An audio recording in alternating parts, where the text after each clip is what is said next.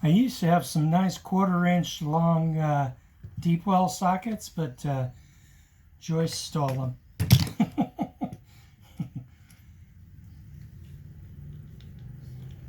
No good deed goes unpunished. If you have a crazy sister, get rid of her while you still can. Otherwise, her resentments will grow to the point where she will become extremely toxic.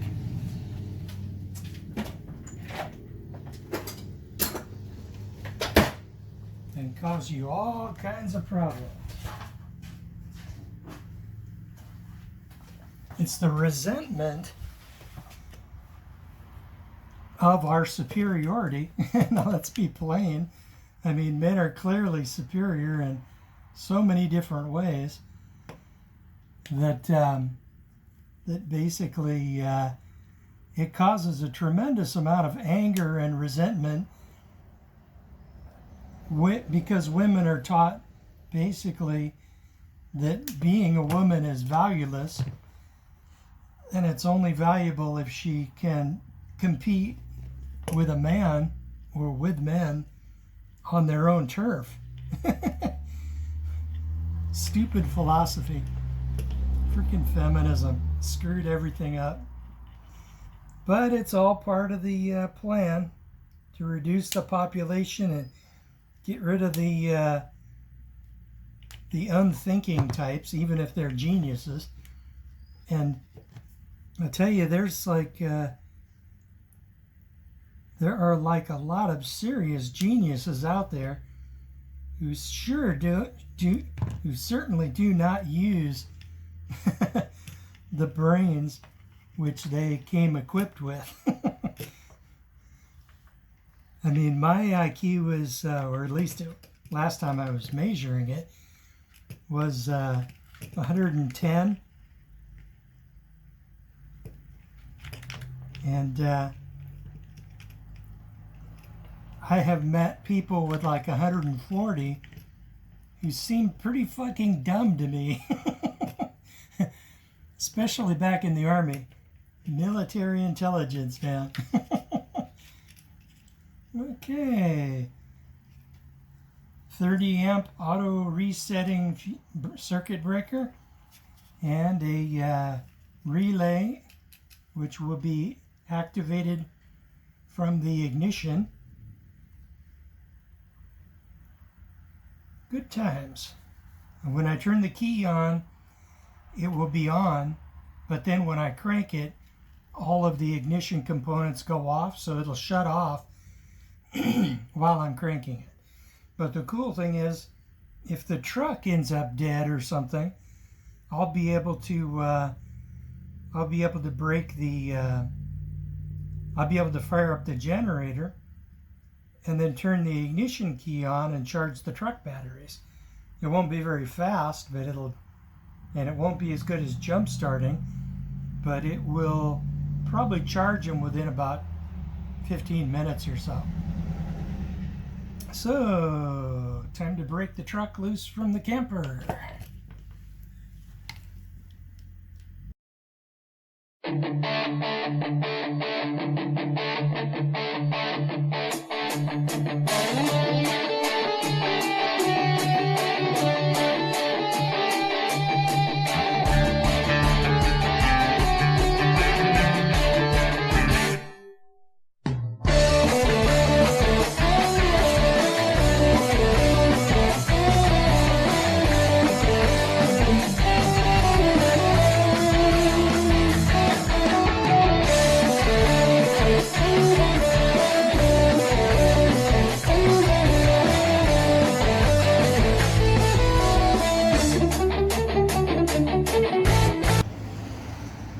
Hey MGTOWs, this is Vincent. I'm feeling a great deal better today. So I decided to take advantage of the good weather and get my butt out here and work on that electrical problem. I've got a situation where the refrigerator drains a lot of power, and and the charger in the camper, which plugs into the 12-volt system, just doesn't keep up. So so I decided to build a parallel system that's plugged directly in and doesn't go through the house battery management system. Because I mean they're just 12-volt batteries, so it's not like it's rocket science or anything. So I decided to at least get started on it. I just broke the pickup loose from the camper, and now I'm about to pop the hood and get busy. One thing I wanted to discuss briefly about Bitcoins this time is, I mean, there is just a wall of propaganda that's just coming down on us like a gigantic freaking I mean, avalanche. It's like an avalanche of propaganda, and the whole thing is designed to keep you and I from buying Bitcoins, or if we have them, to sell them, because companies are buying them, and JP Morgan got on the media and was saying, no companies are buying them, no companies are buying, but they're full of crap. I mean, we have the records of the publicly traded companies, such as MicroStrategy, for example, and they are clearly buying Bitcoin, and they're buying in the dips, which they have scared people into doing. Basically, they release a giant avalanche of negative news because they own the fucking media. We all know that. And then they take their Bitcoins and everything that they have, or their fiat, which they have bought, which they have gotten through all their fraud. That's the primary business of Wall Street, is fraud. And they basically then they just dump the money into the exchanges and short the shit out of Bitcoin, and push the price down, causing a panic along with the bad news. And then people like you and me, well, not me because I've been around the block a few times, but people like a lot of us are, we then turn around and sell our Bitcoins to them. And then they laugh and put it in their pocket and saunter off to their mansion. And basically it's just, it's really toxic. So basically what I would like to say is, don't get fooled by their FUD. FUD stands for fear, uncertainty, and doubt, of course. And don't get scared, because they don't even pay hardly any attention to the corporate media, because they are owned. And in fact, most of the crypto media is owned by the super elites too. So basically, all we have the ability to do is just watch the trends and try to shovel our way and hack our way through the lies, and just do the best we can. So and then just hold on to our Bitcoins, because big companies, big corporations are buying them, and basically El Salvador even just made them legal tender. So so basically, if the price of Bitcoin goes up, the person doesn't owe any income tax on it, which is the way it should be, because it is a currency. Every other currency in the world, if you own another currency like Swiss francs, or, well, the euro or whatever, I'm living in the past. But if you and the price and the value of those currencies go up, you don't owe any money. They just make all kinds of special rules for crypto because it scares the shit out of them. And rightfully so, because it cuts off a big chunk of their freebie money from the Fed. Because not many people will want, not as many people will want dollars when the government, is printing the shit out of them, and then people have a choice of moving into a currency which doesn't inflate. I mean, it fluctuates up and down a lot, and it is definitely vulnerable because it's such a small market still.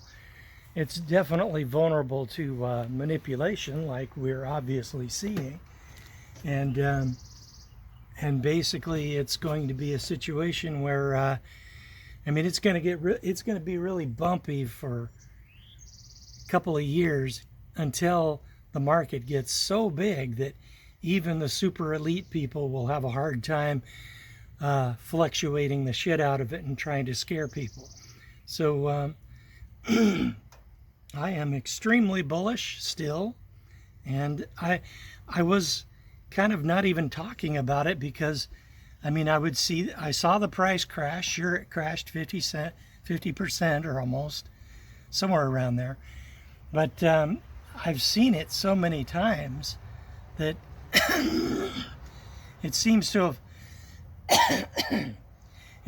have lost the capacity to freak me out. So I didn't talk about it. And now I realize that, I probably should, because some newer people in crypto and Bitcoin might just be getting scared. But, and in that case, all I can say is hold on to your Bitcoin. But what they're also doing with their media is they're also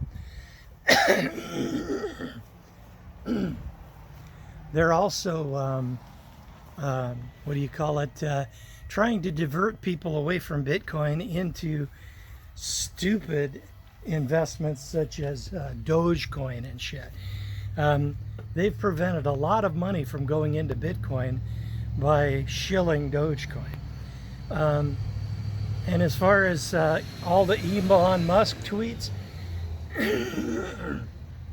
I think his heart was in the right place to start, but then it looks to me like, and so I've heard, that BlackRock, which is buying all these houses under all the people and bidding everything up because they just have unlimited money, and they're attempting to just corner the market in real estate, and I suspect that's one of the reasons why the prices of all the real estate have gone up so dramatically. But but what they're doing is they announced a year or so ago that they were going to be getting into Bitcoin, and this is how they do it. They are a big, huge shareholder in Tesla, right? And apparently it looks like BlackRock leaned on Tesla because they're such a huge shareholder, and leaned on Elon Musk, and then he had to switch his story around and say, oh, Bitcoin has horrible environmental whatever and uses energy. It doesn't even use like 2/3 of what gold mining uses, and way less than the banking system. It's just complete FUD, fear, uncertainty, and doubt. And the sheep will get fooled by it for a while. But it looks like, and then of course he started diverting people away from Bitcoin into Doge, and meanwhile BlackRock and all the biggies are buying up all the Bitcoin for like 50 cents on the dollar. That's how those people work. They know every trick in the book, and the only thing we have to fight them with is a strong heart, strong hands, and keep your eyes open, look through and watch and look through their FUD, and don't believe they're FUD. Anything in the corporate media is probably at least a half lie, 50% lie. So so I would recommend not listening to them. So yeah, they've been making out like a bandit, and then toward the end of the year they're going to be making a ton of money.